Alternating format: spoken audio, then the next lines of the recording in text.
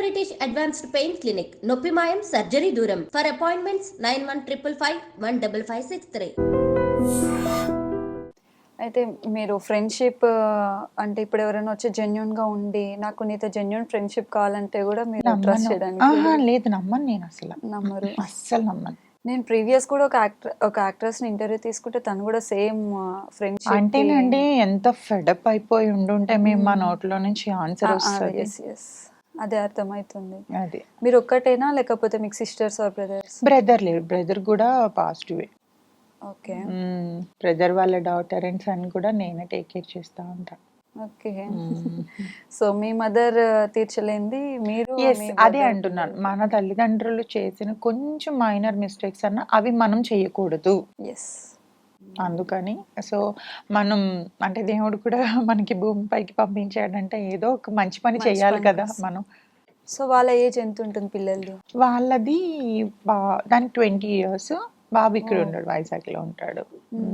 మా నాతోనే ఉంటారు. ఓకే. సో నౌ డేస్ ఎట్లా ఉన్నాయి తెలుసు కదా, కొంచెం మనం కాదు అంటే అంటే ఎవడు లైఫ్ ఇవ్వడు, కానీ నేను లైఫ్ ఇస్తాను నీకెందుకు, మదర్ ఫాదర్ లేరు కదా నేను చూసుకుంటాను అంటే ఆ ఏజ్ నమ్మే ఏజ్. ఇప్పుడు నా ఏజ్కి వస్తే వాళ్ళకి అన్ని అర్థం అవుతాయి, కానీ ఆ ఏజ్ ఏంటంటే ఎవరు మంచిగా మాట్లాడితే అదే నిజం అనుకుంటారు, కానీ అవతల వాళ్ళ అవసరానికి మాత్రమే మాట్లాడుకుంటున్నారు అన్న సంగతి వాళ్ళకి తెలియదు కదా.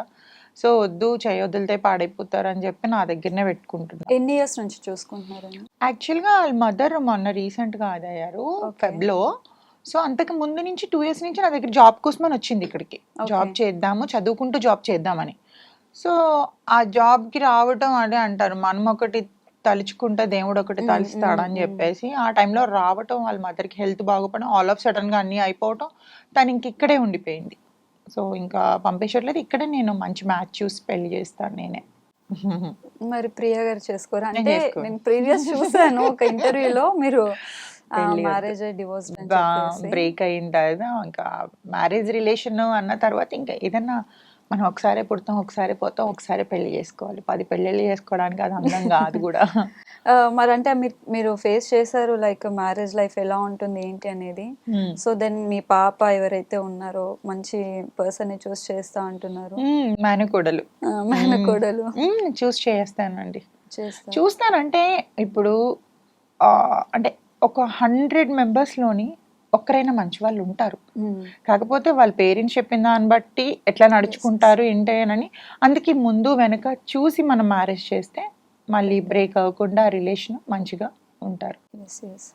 లైక్ మీది విన్నది ఏంటంటే 4 years లవ్, ఆ తర్వాత మ్యారేజ్ అని చెప్పేసి. అవును, 4 years లవ్. అంటే లవ్ అయినా 6 months కి మ్యారేజ్ చేసుకున్నాం, కలిసి ఉండడం 4 years ఉన్నాం. ఎందుకు అంటే ఎందుకు బ్రేక్ అయిందని చెప్పేసి? బ్రేక్ అవ్వడం ఏంటంటేనండి, యాక్చువల్గా తనకి అనుమానం ఏంటంటే ఈ మోడలింగ్ ఫీల్డ్ వల్లనే తనకి అనుమానం. సో ఇప్పుడు నవ జనరేషన్ ఎలా ఉంది అని అంటే, నేనైతే పాస్ట్ ఈజ్ పాస్ట్, అయిపోయింది ఏదో అయిపోయింది. ప్రతి మనుషులు చిన్న చిన్న పెద్ద తప్పులు చేస్తారు, అది పట్టుకొని మనం భూతద్దంలోంచి చూసి అవే మళ్ళీ రీకలెక్ట్ చేసుకుంటూ గొడవలు ఆడుకుంటే ఉన్న రిలేషన్ బ్రేక్ అయిపోతుంది.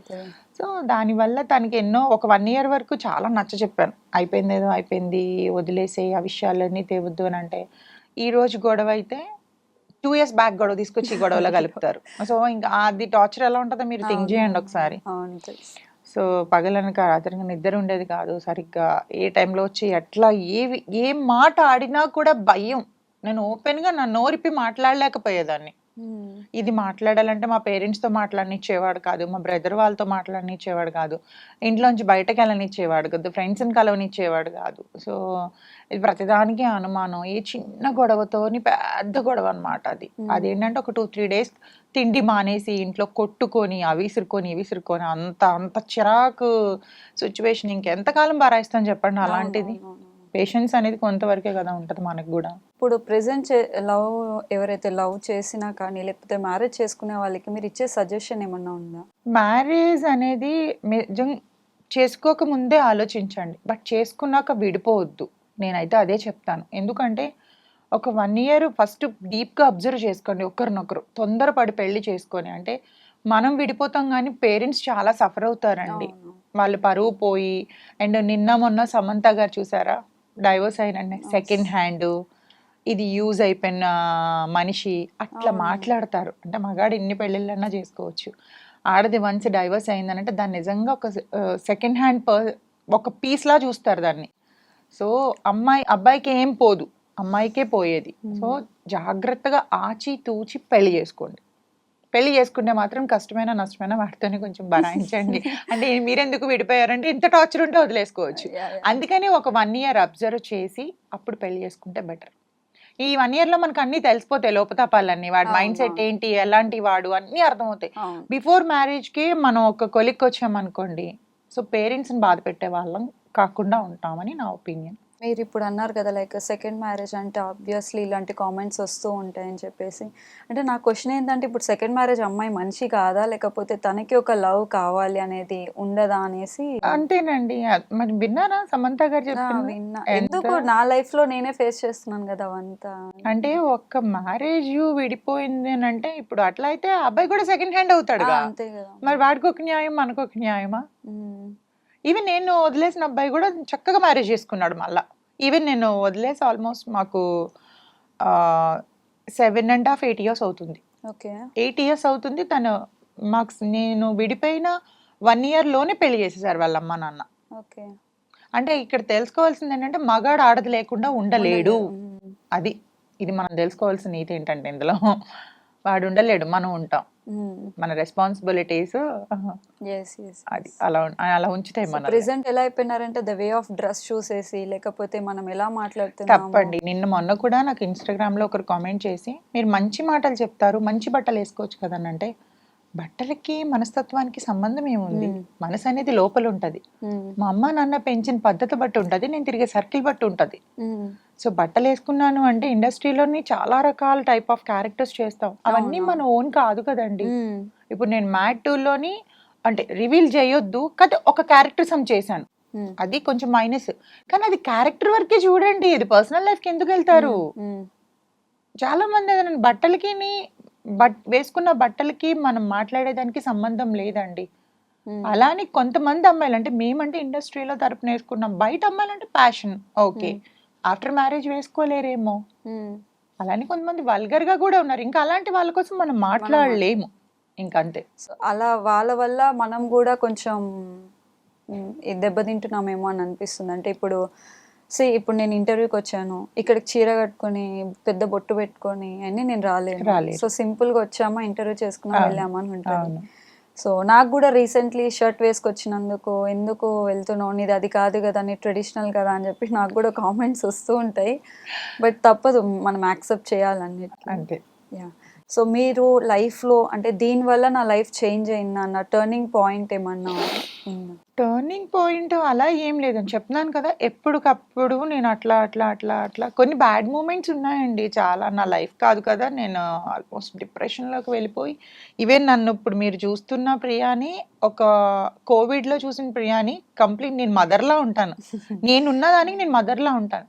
డిప్రెషన్లోకి వెళ్ళిపోయాను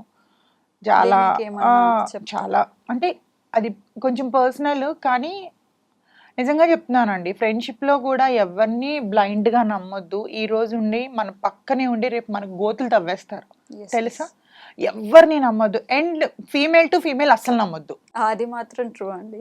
ఫీమేల్ టు ఫీమేల్ ఈ రోజు మేము అంటే ఒక అమ్మాయి చేసిన పనికి మేము ఎంత సఫర్ అవుతున్నామో అది పైన ఉన్న భగవంతుడికి మాకు మాత్రమే తెలుసు. అది స్టిల్ నా ఇప్పటికి మేము ఇబ్బంది పడుతూనే ఉన్నాం ఫ్రెండ్షిప్ చేసిన పాపానికి. అంత నిజంగా చెప్తున్నాను, దయచేసి అమ్మాయిలతో మాత్రం చాలా కేర్ఫుల్గా ఉండండి, అమ్మాయిలు కూడా. అందుకే నేను ఎప్పటి నుంచి నేను ఫ్రెండ్షిప్ అందరితో కట్ చేసేసానండి. ఈవెన్ అంటే అది చెప్తున్నాను, ఇప్పటికీ కూడా మా లైఫ్ మీద పడిపోయింది అది. మేము పీక్కోలేకపోతున్నాం దాంతో, ఇప్పటికీ బయటికి రాలేకపోతున్నాం అందులో నుంచి. ఒక అమ్మాయి సరదాగా సిల్లీగా చేసిన పని తను బాగానే ఉంటుంది, తను హ్యాపీగా పెళ్లి చేసుకొని ఉందండి, పెళ్లి చేసుకొని పిల్లని కానది తెలుసా. అంటే ఒక ముందు వెనక ఆలోచించకుండా ఫ్యామిలీస్ అంటే హెల్ప్ చేసే చేతినే నరికేస్తారు. మనం ఎవరైతే సాయం చేస్తామో వాళ్ళ చేయినే నరికేస్తారు. సో అక్కడి నుంచి నేను ఫ్రెండ్షిప్ కానీ మనుషుల్ని నమ్మటం కానీ కంప్లీట్గా మానేశాను. ఇంకా అస్సలు బాబోయ్, అందుకే నాకు డాగ్స్ అంటే చాలా ఇష్టం అండి. ఇంకా అక్కడి నుంచి ఇంకా బాబోయ్ అది చాలా బ్యాడ్ మూమెంట్ నా లైఫ్లో. మీ దగ్గర పెట్స్ ఉన్నాయా? పప్పి ఉంది, ఏం పప్పు? సిజు. నేను 12 డాగ్స్ పెంచానండి ఇప్పటి వరకు. నాకు తెలిసినప్పటి నుంచి ఓకే. నాకు యానిమల్స్ అంటే చాలా ఇష్టం.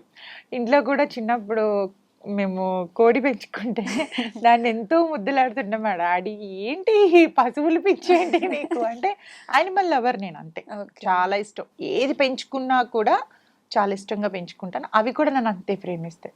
అవి ఆబ్వియస్లీ మనం ఎంత లవ్ చూపిస్తే రిటర్న్ అంతే వాటిల్లో ఉన్న ప్యూర్ లవ్ అండి అది. నిజంగా ఏం ఎక్స్పెక్ట్ చేయలేని లవ్ అది. అది మనుషుల్లో ఉంటే ఎంత బాగుండేది. చాలా బాగుంటుంది, అందరూ హ్యాపీగా ఉంటారు అట్లా. అదే కదా.